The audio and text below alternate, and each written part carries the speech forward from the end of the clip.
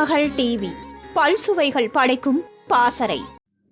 அந்த கால சினிமாவில் ஒரு நடிகையை பார்த்து ஒட்டுமொத்த சினிமாவுமே பார்த்து பயந்த நடிகை யார் என்றால் அது நடிகை பானுமதிதான்.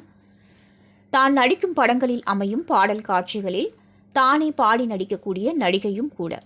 இவரின் எல்லா படங்களிலும் அமைந்த பாடல்கள் எல்லாம் இவர்தான் பாடுவார். பேச்சிலும் நடிப்பிலும் ஒரு தைரியமான துணியை பார்க்க முடியும். அந்த அளவுக்கு தைரியசாலியான நடிகைதான் பானுமதி. ஒரு சமயம் எம்ஜிஆருடன் அலிபாபாவும் 40 திருடர்களும் படத்தில் நடித்து கொண்டிருந்த சமயத்தில் நடந்த ஒரு நிகழ்வை தான் சித்ரா லக்ஷ்மணன் ஒரு பேட்டியில் பகிர்ந்துள்ளார். அவர் கூறும்போது, அந்த படத்தின் உச்சகட்ட காட்சியின் முன்பு ஒரு பாடல் காட்சி வருமாம். அந்த பாடல் காட்சியில் நடிக்க எம்ஜிஆரால் கால்ஷீட் கொடுக்க முடியவில்லையாம்.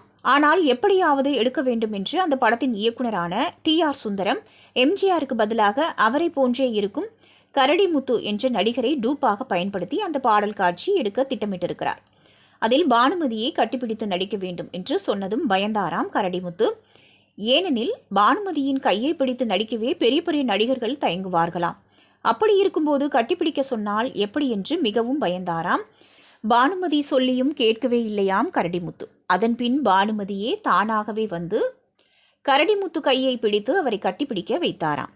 திருமகள் டிவியை லைக் செய்து உங்கள் நண்பர்களுக்கும் ஷேர் செய்வதுடன் சப்ஸ்கிரைப் செய்து ஆதரவு தாருங்கள்.